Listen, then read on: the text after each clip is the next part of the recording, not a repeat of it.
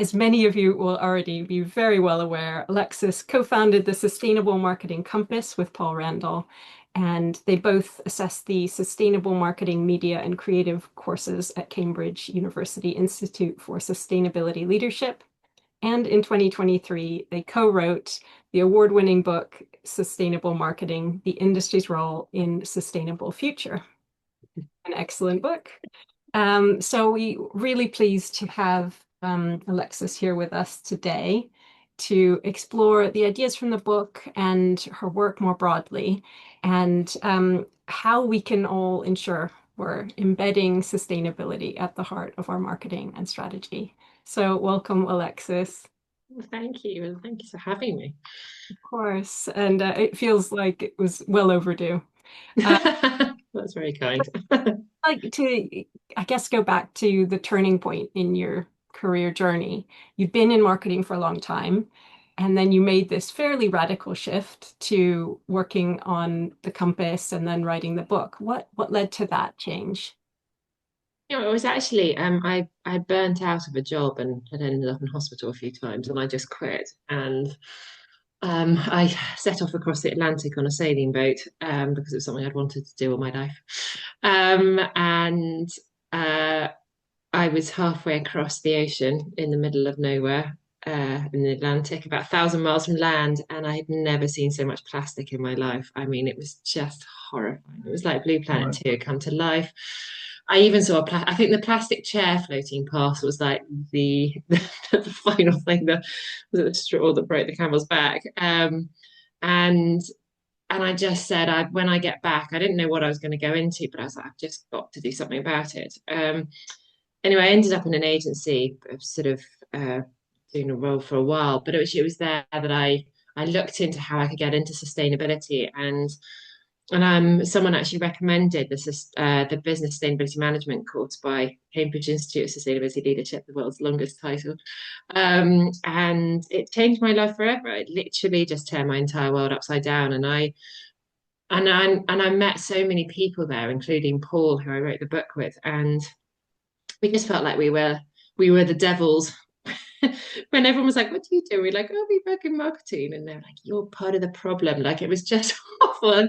And so both of us came out and we were like, "Oh, I just think we're going to quit marketing." And actually, it was one of the professors on the course turned around and was like, "You can't, just don't quit. You just need to stay in marketing, but work out how it becomes a force for good." And that really was what happened. And I was made redundant at the end of the course. Well, actually, it was through COVID. I was one of the many people that was made redundant from the agency, and I just thought now's the best time to go for it. And I just went off in this entirely different trajectory, and with Paul and working out how we could change everything. So that's really where the big shift came. It was a plastic. Well, it was the Blue Planet 2 moment in the middle of the Atlantic Ocean for me. That sounds incredibly daunting. Frustrating. Um, you just have a vision in your head of what that kind of experience is going to be like, and that was not it. No, no, it wasn't. I mean, yeah, it's amazing when you see it in reality. I think, David Attenborough is amazing, for bringing stuff, but that, I mean, he was so poignant and everyone always knows the Blue Planet 2 moment. But like when you actually see it, it's just horrifying. When you actually see more plastic than wildlife continuously, it's harrowing, actually. And Um, for anyone who's not already aware, what is the Sustainable Marketing Compass and how do people use it?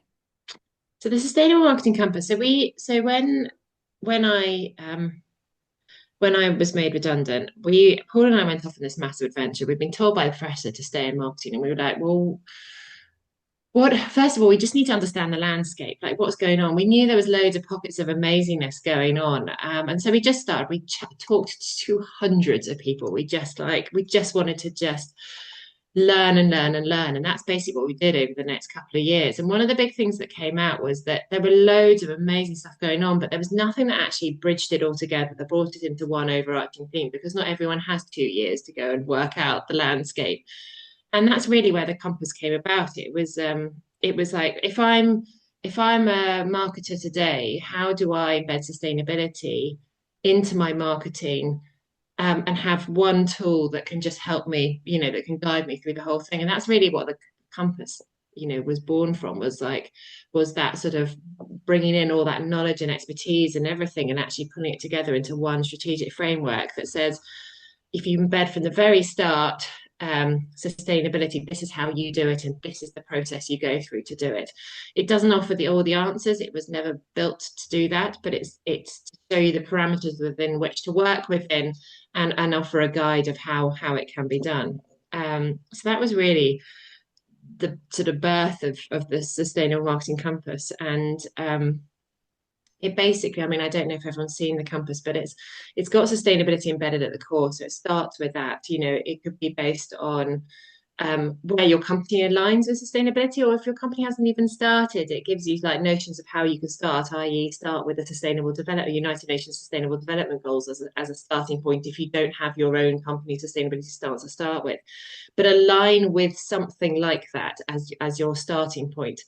And then the next point is the next ring out of the center is actually your strategic foundations. And it really says that, first of all, you need to redefine success. We need to move beyond the commercial KPIs and actually think, what does success look like from an environmental and societal perspective as well? Like, where can marketing drive the impact across all three areas?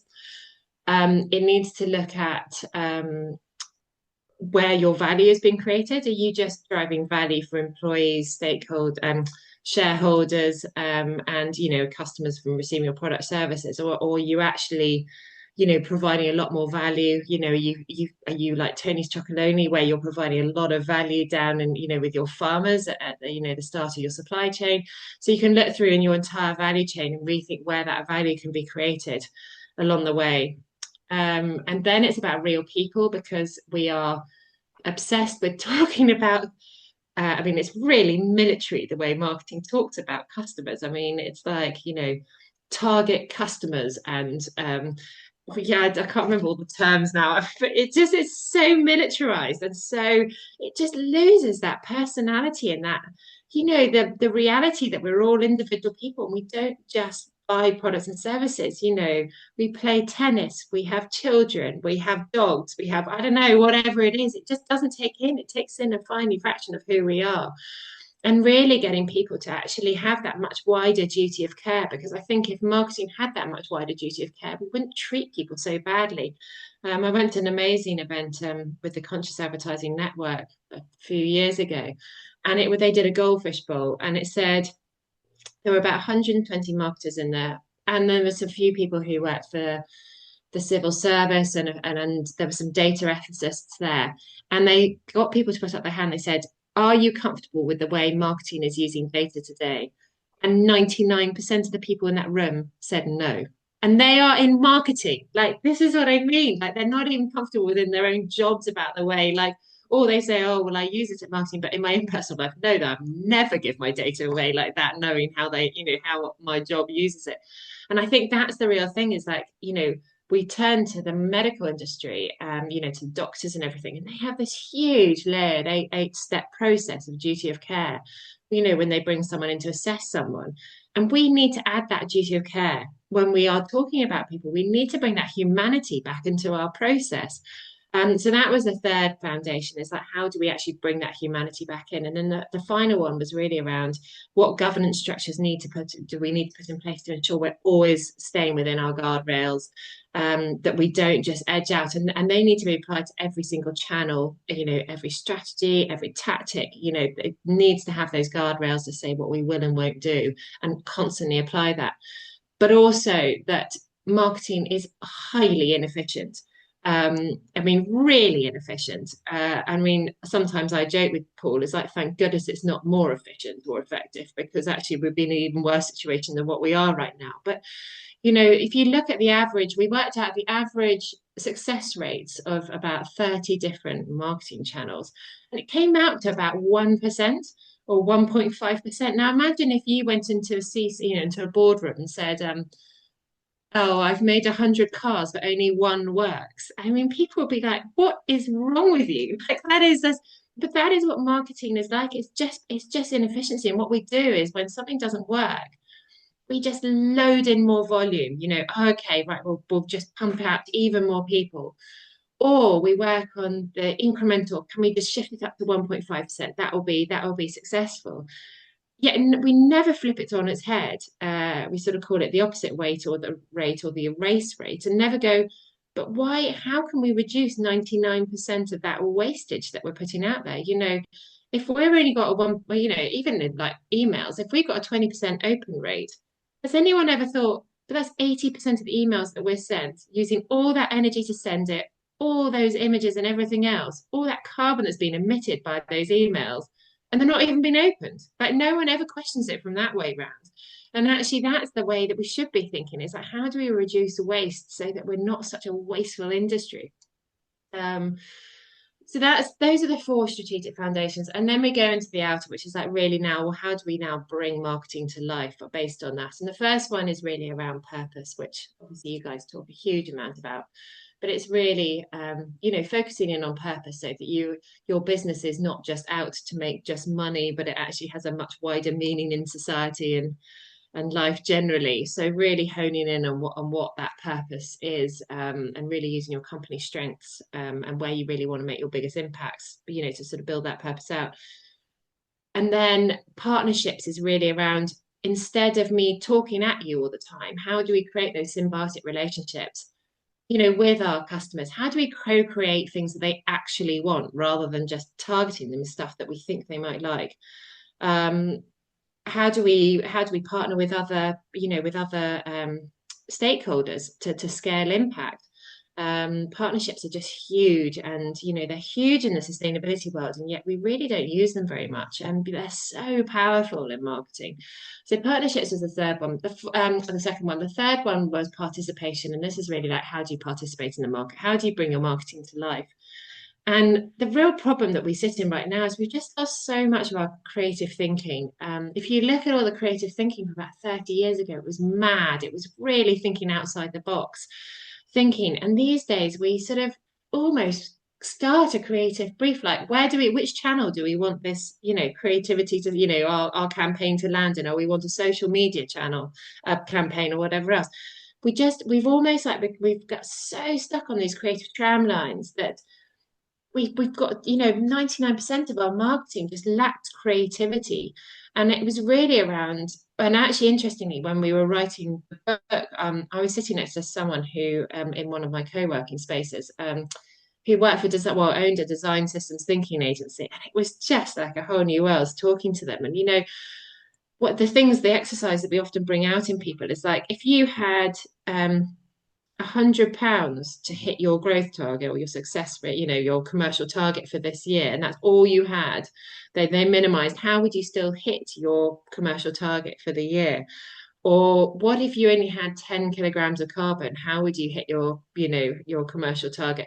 And that's what this design system thinking really does. It like just reframes it in a completely different way and gets you channeled in a completely different way. And I just absolutely, we did more and more research into it. Like, this is the kind of thinking we need to start embedding, is that really out of the box thinking, those moonshot ideas that really drive us into different areas and actually reclaim that marketing creativity that we just really don't have. Um, and then the final one is performance. So what are you actually measuring? Yes, you've got your commercial targets, but what else are you measuring yourself against? What do they look like? How are you measuring your environmental performance, and how are you measuring your societal performance, and then broken down into those, and really tapping into those kind of new performance metrics, and going beyond just ROI and click-through rate and everything else, and really starting to think a lot heavier. So that is basically the compass. So I'm sorry, it always takes a bit of a while because there's quite a few steps to it. But that just gives you the outline to what the compass was really trying to drive, and where it sits today. No, it's really useful. As you said, the compass can't give all the answers, but it can help you ask all the right questions and make sure you're really trying to unpick those assumptions we've all gotten stuck in. As you said, those tram lines. I mean, yeah, you got me thinking a lot there. It is incredibly disturbing how much there is wasted in marketing and how much there is, Paul often says this, how Mm. much incredible amounts of creativity are used to chase the same very, very narrow problems that Mm. are not very important. Yeah, I wonder, I don't want to interrupt the flow, but I was noting down some of the objections you had to how marketing is practiced today. And the first one, the need to redefine success, the need for a wider duty of care, and the need for greater creativity. And I wonder if the unifying thread holding us back in each of those is a sort of Stockholm syndrome with regards to finance, in that we are conceding the vision of success to a financial metric rather than imagining a bigger vision of success through which the number takes care of itself. We're allowing finance also to determine how far our curiosity goes with regards to people. So we're spending a lot of time understanding choices, but not enough time understanding human flourishing and well-being and an understanding of human need that could give us something worth choosing in the first place. And that when it comes to creativity, we've replaced being creative with a sort of management of creative processes, which is not really how creativity works. Um, what's your response to that? Is it, do you agree, disagree? How do we overcome that and assert a bigger vision?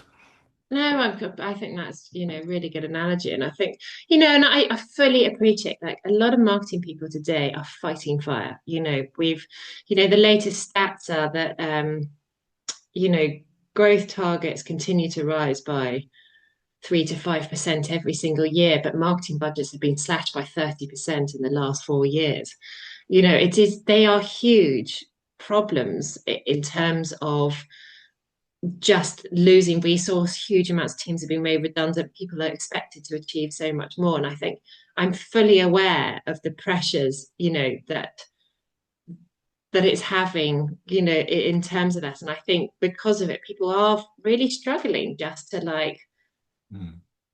to think outside the box because they are just fighting fire, so much. And so I think that is part of the problem that's kicking in. I think the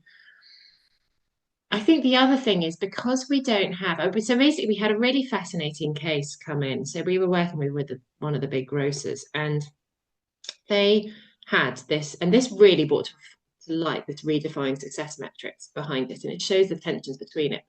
They basically came to us and said, look, we're really trying to get our refill stations working.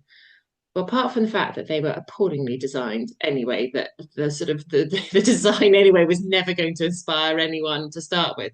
But Mm. that wasn't actually the main problem, really, when you actually started to dig deeper. Because when we started asking more and more questions, started doing the sort of discovery phase, we realized that actually they wanted to ramp up refill because they knew it had a good brand reputation linked to it and that people were inspired by it. But they were only putting 1% of their marketing budget behind something that they actually wanted to kind of almost hero. At the same time, they also wanted to hero the fact that they were supporting low income families. So they had an entirely different section, completely plastic wrapped, full of lots of cheaper products to support low income. But then when you actually looked at it, 90% of their budget was actually going towards the rest of the supermarket for the convenience brands. So they had this absolute, you could literally see the commercial, societal, and environmental like tension sitting right there. Where they wanted to put their focus and where they were actually putting their focus just wasn't aligning at all. So that's the kind of thing that I think is really interesting with this redefined success thing is that I don't think marketing people are used to putting all of those three things into the same box and looking at them through this triangle and saying, okay, this is our whole picture. This is everything. And I think, really getting sustainability teams in on marketing meetings and laying down their sustainability like metrics really helps actually build a much bigger picture of where the company is trying to go across commercial, environmental, and societal. Because once you have that, you have a much more unified approach, and you can start to see where you might have tensions, but also where you can start to see linkages that might not have been seen beforehand. So Yes, so I think that's another thing I think that really comes out of that. And yes, I'm completely with you. I think that sort of I think I think, when it comes to the societal thing, I just think we got so used to talking, and and I think all the marketing media talk in that target consumer language all the time, that we are surrounded by it, that we just can't see it any other way. And it's only when actually, bizarrely, we're at this conscious advertising network event when we had data ethicists and civil servants in here going, but it's just wrong. Like, you know what I mean? Like, people outside the industry actually just saying it how it was to us. And you're like, you're completely right. When you've got someone outside actually just calling you out on it, it almost needs that to bring that question in. So yeah, it's a really interesting set of challenges, I think. But I think also we sit in this echo chamber in this industry, and I think the media is appalling at amplifying that, and the events in this industry are appalling, at just regurgitating this narrative that it's just so hard for marketers to see the wood from the trees.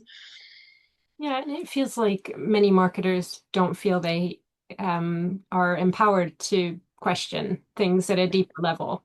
This is how I know how to do it. This is how the company that's paying me expects me to do it. Um, that's my job. Yeah. Do marketers have enough confidence to implement the approach that you would advocate to sustainable marketing? It depends really on the company culture. And I think if you've got a very supportive company culture, it depends where they really sit on it. And I think, but there's two things. I think, first of all, you hardly have any CMOs on the board anymore. So marketing has lost its gravitas it used to have. It's also become a comms engine rather than, it's lost that strategic foothold that it used to have. Um, and I think also, I think marketers don't have enough knowledge in sustainability, don't see it as a kind of competitive advantage enough. I think it's still seen as a kind of um, a trend. I mean, Paul is on a WhatsApp group with about 400 digital marketers, and he just is there just to gauge how people are talking about it, and they literally do. They're saying the sustainability thing, this trend, it sort of comes and goes, was literally was said not so long ago. And he was like, and that's why he stays on it, because it's a really good gauge to understanding where the marketing industry sits with this as a whole at the moment. And it is, I think it's not. And I think this really sort of leads into where, well, we're about to launch our second book, and actually it goes higher up the level. It's actually sitting at C-suite where we're tackling it, but actually it's all around like where sustainability is actually popping up these days. I think marketing did an appalling job with it when it landed because they didn't understand it. And greenwashing, I think it's something like, I can't even remember what it is. It's like 28 million in greenwashing claims in the last 6 months have been handed out in worldwide. I think I'd need to find the facts again, but it just wasn't handled in the right way. But actually, really interestingly, if marketing wants to land this now, where actually all the activity is happening at the moment, especially now that Trump has closed down the sustainability scene, and a lot of businesses, especially on the global corporates, are shutting down anything to do with sustainability communication because they don't want to be seen, because he's literally reprimanding every single global corporate that shows any interest in sustainability. But the fascinating thing is that actually investment in sustainability is up more than it's ever been in the past. And the reason it's up is because these companies are feeling the sustainability, that the risks coming through left, right, and center, and they can't wait for someone to decide whether or not sustainability is a thing or not, because it's showing up on their double materiality assessments at the moment, and they it's showing up. Global supply chains are starting to break down left, right, and center because of Penguin and Club now no longer being called chocolate bars because they don't have enough cocoa, because all the cocoa has been absolutely the cocoa beans are absolutely being slammed by drought in the Ivory Coast in Ghana. Coffee has gone up by three times in price in the last year because of the stresses of climate change on the coffee bean market. So businesses have really realized that it's a risk if they don't start building resilient strategies in place. And I think where it relates back to marketing is marketing needs to get hold of that risk chart, understand where the companies are facing the biggest risk and translate what that means in a marketing term. So if your global supply chains, if you're at risk of big shocks, and you suddenly can't deliver to your customers start to lose faith in you. You start to lose market share because you can't get that delivery. That's the translation. I think that's where marketing can now start playing a role and start saying, this is where I can play a role because this is literally the global risk our company are facing right now that will make us less resilient. And this is how it's literally going to react, affect marketing because we're not going to be able to hit our commercial targets if our global supply chains break down or whatever those risks are. So I think that's the real translation. And I think that's how you empower, that's how marketers need to empower people to sort of start thinking about sustainability and actually building the business case of why sustainable marketing is so fundamental because it is going to be hit at the global level and coming down through the ranks. And that's When you that's talk about, sorry, no, carry on. when you talk about the double materiality, in some ways, do you think it will be easier for marketers to embed this sustainability in their work as we shift to adaptation versus mitigation? In that, if you're working on coffee or cocoa and you're having to make changes using different types of coffee beans, Arabica and Robusta becoming harder and harder to grow, you have to tell a different story, and your corporate structure wants you to tell a different story, and somehow you are part of the glue of making that transition work. Is that an easier ask in some ways? I think I think it's going to be an ask no matter which way you take, to be fair, because I think a lot of companies haven't worked out those adaptation strategies yet to what they're going to do. So actually marketing has a huge role to play at the moment in bringing to life where the risks currently are and how it's going to affect, the commercial outlook as we stand today. But you're absolutely right. As adaptation starts kicking in, they are going to have to play a completely different role to explain to customers why they can no longer have those coffee beans and why we're trying out this new thing because we cannot deliver on the other. So I think marketing has a role in every single space along that. But I think, it will just depend on where the company sits and how affected they are by it, as we go through this. One of the reasons I raised the question of confidence is that there's a nice line in your book actually where you describe marketing as behaving too much like a cooperative puppy. And I do sense that we too easily cede leadership to a financial perspective. And also the other fear, if we have too much desire to impress a financialized perspective rather than seeing finance as an outcome, also the desire to keep up with technology.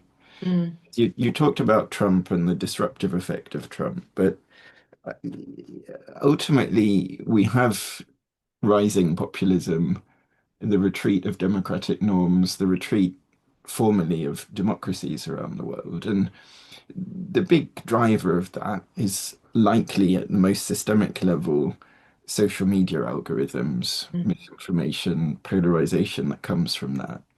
And the social media platforms get 90% of their money through our decision making and marketing. It's advertising revenue. So isn't the most fundamental challenge of sustainability for the marketing profession? How do you develop a model of marketing that isn't directly funding the processes that will undermine every other part of sustainability anyway? no, you're completely right. And I think that's where I think the biggest thing with this is actually doing that assessment on your marketing to start with. So we use the United Nations Sustainable Development Goals as a basis of the framework, just because it's so well known and it means that people who don't have sustainability embedded in their companies have something that everyone can work towards.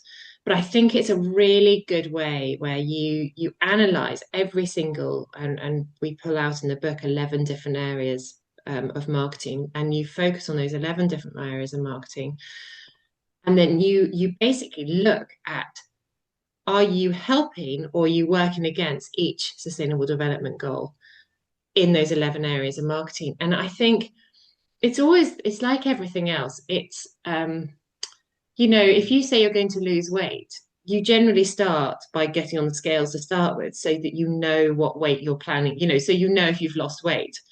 It's the same thing with, I think, this is like, if you want to make a change, then start with actually assessing where you currently are today and where your biggest impacts lie. And the whole funding of misinformation, will come out in that assessment, because that is part of it. So I think it's a completely valid point, but I think you need to start with understanding your entire landscape, because actually quite often, much like when you work with sustainability people, well, not so much sustainability, but when you start a sustainability project with a company, because I do work with quite a lot of sustainability consultants, is, the company will start, your client will start with saying, I think we need to recycle more. I think that's where our problem lies. And you're like, well, let's just do an assessment of your company. And you're like, no, recycling is literally 1% of your impact. Where you actually have your biggest impact is actually in your energy consumption or whatever else. And I think the same needs to be done for marketing. We need to start by knowing where our biggest impacts are to start with, and then put a plan in place to how we're going to tackle those impacts, like funding misinformation. And because I do think that is an enormous problem. I think, everything that, Jake Dubbins and his team at the Conscious Advertising Network is amazing in terms of really trying to tackle that at the United Nations level. I mean, they really have gone up to the top. So yeah, it is a big problem, that. The book. You wrote the book with Paul, and obviously you're now working on your second book. What kind of impact has that had on the industry? What kind of reception has it had, and what has it led to?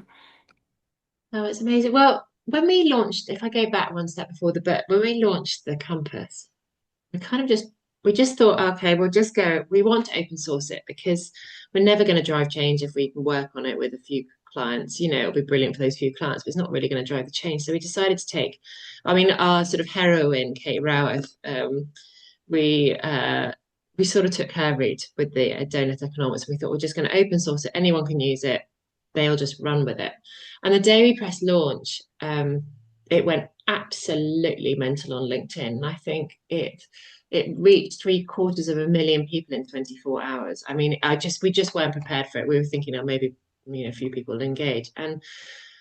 And sustainability people were like, finally, there's something we can actually get our marketing people on to understand and work with, that brings their role to life in all of this. And then we have marketing people who have felt uneasy about their jobs for a while, not knowing which way to turn, starting to pick it up.